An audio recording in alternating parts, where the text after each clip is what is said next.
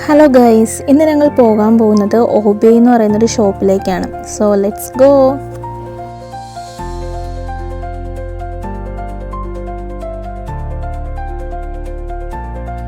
ഇപ്പം നമ്മൾ ഓബേയിൽ എത്തിയിട്ടുണ്ട്. വീട്ടിലുള്ള ഫിഷിന് കുറച്ച് ഫുഡ് വാങ്ങാനുണ്ട്. അതുപോലെ തന്നെ നമ്മുടെ വാഴച്ചെടി നന്നായി വളർന്നിട്ടുണ്ട്. അപ്പോൾ അത് വേറൊരു പോട്ടിലേക്ക് മാറ്റാനായിട്ട് പുതിയൊരു പ്ലാന്റ് പോട്ടും കൂടി വാങ്ങാനാണ് നമ്മളിവിടെ വന്നേക്കുന്നത്. സോ നമുക്ക് അകത്ത് കയറി നോക്കാം എന്തൊക്കെയുണ്ടെന്ന്.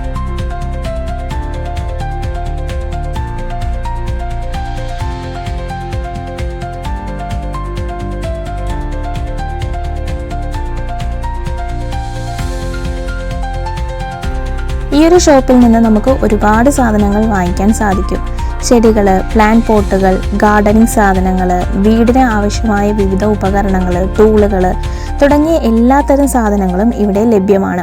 അതുകൊണ്ട് വീട്ടിലേക്കോ ഗാർഡനിലേക്കോ ആവശ്യമായ മിക്ക സാധനങ്ങളും ഈ ഒരൊറ്റ ഷോപ്പിൽ നിന്ന് തന്നെ വാങ്ങിക്കാൻ പറ്റും.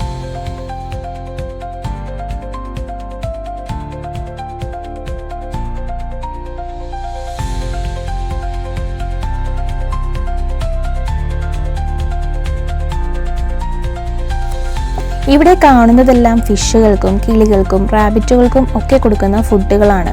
അതുപോലെ തന്നെ ഇവിടെ പലതരത്തിലുള്ള ഫിഷുകളെയും നമുക്ക് വാങ്ങിക്കാനായിട്ട് കിട്ടും. അക്വേറിയത്തിന് വേണ്ട പല സാധനങ്ങളും ഇവിടെ ലഭ്യമാണ്.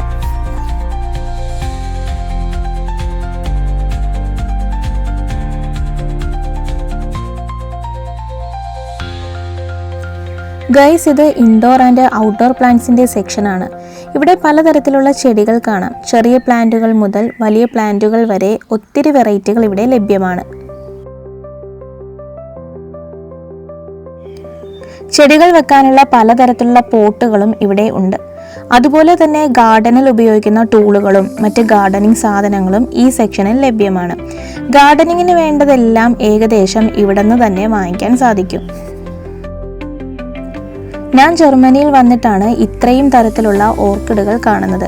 ചില ഓർക്കിഡുകൾ കാണുമ്പോൾ സത്യത്തിൽ ഇത് ഒറിജിനൽ ചെടിയാണോ അതോ പ്ലാസ്റ്റിക് ഫ്ലവർ ആണോ എന്ന് സംശയം തോന്നും. അത്രയ്ക്ക് മനോഹരമായ നിറങ്ങളിലാണ് ഇവയുള്ളത്.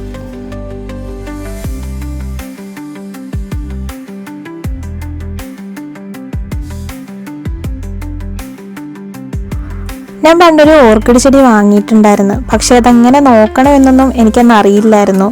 അതുകൊണ്ട് ആ ചെടി അധിക നാൾ നിലനിന്നില്ല. അതിനുശേഷം ഞാൻ വീണ്ടും ഒരു ഓർക്കിഡ് ചെടി വാങ്ങാൻ ധൈര്യപ്പെട്ടിട്ടില്ല. ഇതിലുള്ള കുറേ ചെടികളൊക്കെ നമ്മുടെ നാട്ടിലും ഞാൻ കണ്ടിട്ടുണ്ട്. ഈ ഒരു ചെടിയൊക്കെ എൻ്റെ വീട്ടിലുണ്ട്. എൻ്റെ ഉമ്മിച്ചി മദലിൻ്റെ സൈഡിലൊക്കെ ഈ ഒരു ചെടിയാണ് വെച്ചേക്കുന്നത്.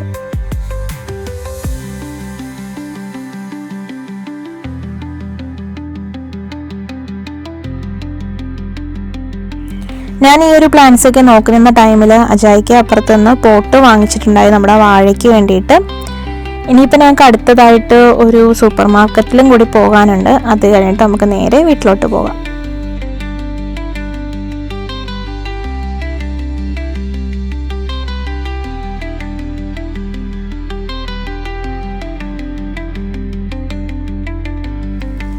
ഇപ്പം നമ്മൾ സൂപ്പർ മാർക്കറ്റിൽ എത്തിയിട്ടുണ്ട്. ഈ കാണുന്നത് മുടി പിന്നിയിരിക്കുന്നത് പോലെയുള്ള ഒരു ചീസാണ്. സത്യത്തിൽ ഞാനത് ഫസ്റ്റ് ടൈമാണ് കാണുന്നത്.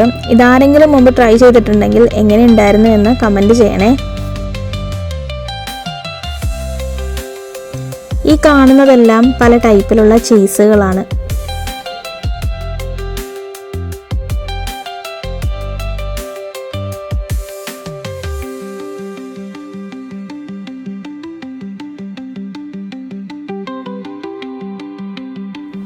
ഇനിയിപ്പോൾ ഞങ്ങൾ വീട്ടിലേക്കാണ് പോകുന്നത്.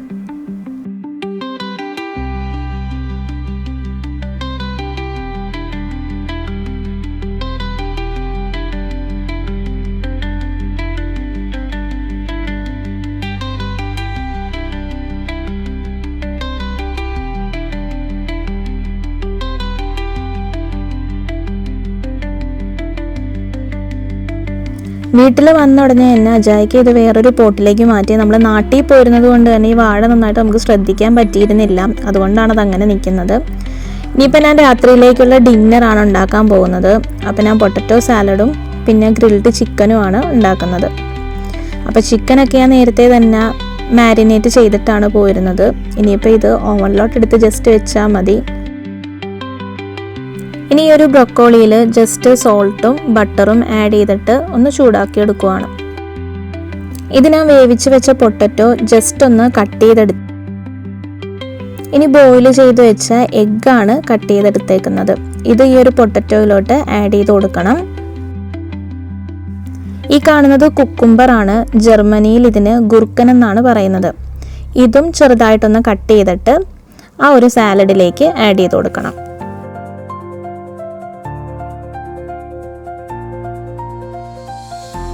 ഇനി അതിലേക്ക് കുറച്ച് മയോണൈസ് ആഡ് ചെയ്ത് കൊടുക്കണം. ഇനി ഇതിലേക്ക് കുറച്ച് ഒലീവ് ഓയിൽ ആഡ് ചെയ്ത് കൊടുക്കണം. ഇനി ഇതിലേക്ക് കുറച്ച് സോൾട്ട്, ഒറിഗാനോ, പെപ്പർ ആഡ് ചെയ്ത് കൊടുക്കണം. എന്നിട്ട് എല്ലാം കൂടി ഒന്ന് മിക്സ് ചെയ്തെടുത്താൽ മതി. അപ്പോൾ ഇത്രയേ ഉള്ളൂ പൊട്ടറ്റോ സാലഡ്. നല്ല ടേസ്റ്റുമാണ്, ഹെൽത്തിയുമാണ്. അപ്പോൾ ആരെങ്കിലും ഇങ്ങനെ ഉണ്ടാക്കി നോക്കിയിട്ടില്ലെങ്കിൽ ഉറപ്പായിട്ടും ട്രൈ ചെയ്ത് നോക്കണം.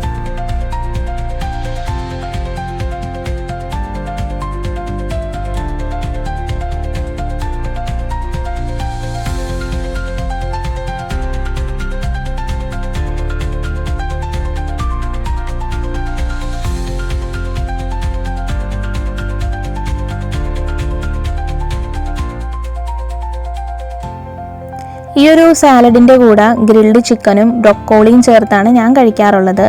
എനിക്ക് പേഴ്സണലായി വളരെ ഇഷ്ടമുള്ളൊരു കോമ്പിനേഷനാണിത്. ടേസ്റ്റും നല്ലതാണ്, അതുപോലെ തന്നെ ഹെൽത്തിയുമാണ്. ഈ ഒരു വ്ളോഗ് ഞാനിവിടെ വൈൻഡപ്പ് ചെയ്യുവാണ്.